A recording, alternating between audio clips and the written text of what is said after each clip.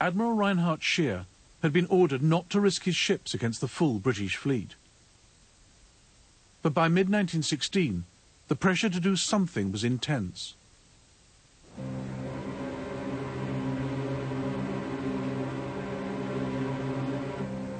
On the 31st of May, Germany's high seas fleet steamed out of Wilhelmshaven, hoping to engage the Royal Navy's battle cruisers.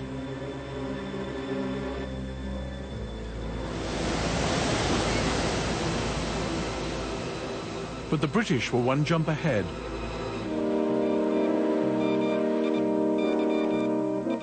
The men in room 40 had already decoded Scheer's orders. 3 hours before the Germans had even left harbour, the entire British Grand Fleet was on its way to intercept them. Now the world would get the great sea battle it had been waiting for, Jutland.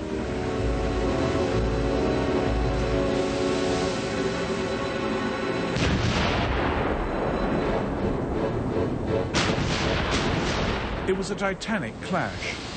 250 warships, 100,000 men. Britain's first great fleet action since Trafalgar. It was a fight they had to win. If Germany ended up masters of the North Sea, the blockade would be finished, the British army in Europe cut off, Britain herself open to invasion.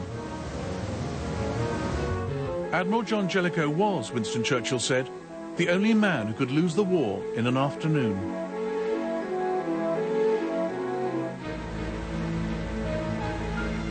Less well armoured than Germany's, Britain's ships preferred to fight at very long range. But at Jutland, the range was just 5 miles. We fired very slowly, with deliberation, while the Kaiser-class ships in front of us shot like mad. Now the English were in an unfavourable position.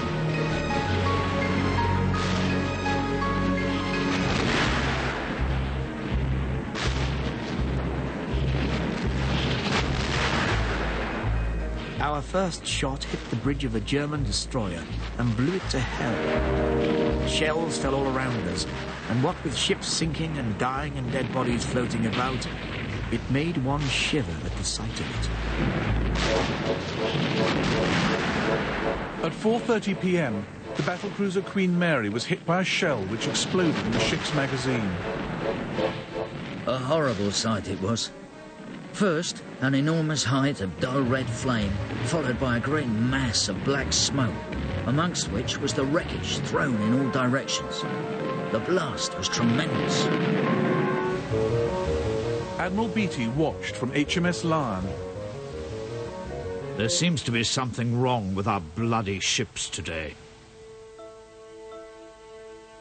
About 7 o'clock, we passed the wreck of a large ship, which at that time we hoped was a German, but later learned was one of ours. She was broken right in two.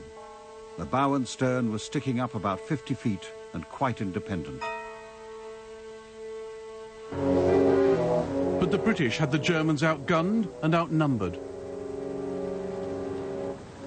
As evening fell, the German fleet broke off the action. We were in a regular death trap. There was only one way to escape the unfavourable tactical situation.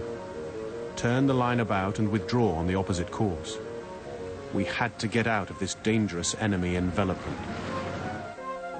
To silent Jack Jellicoe, peering through the fog of battle, it didn't look as though the Germans were running for home, but lulling the British into a trap. If the enemy battle fleet were to turn away from an advancing fleet, I should assume that the intention was to lead us over mines and submarines.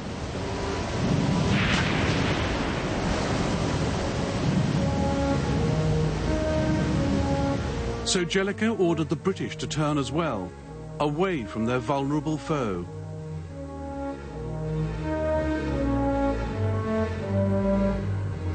As night fell on the 31st of May 1916, the men in room 40 tracked the retreating German fleet.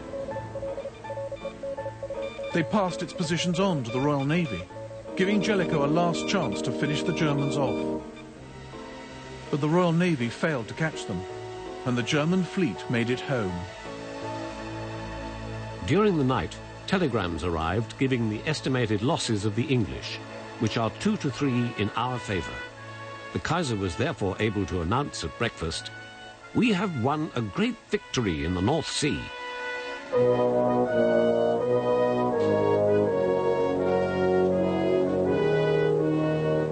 Based on the maths alone, the Kaiser was right. Germany had lost 11 ships and 2,500 men. Britain 14 ships and 6,000 men. But that wasn't the point. The Kaiser's battleships were back in harbour and stayed there till the end of the war.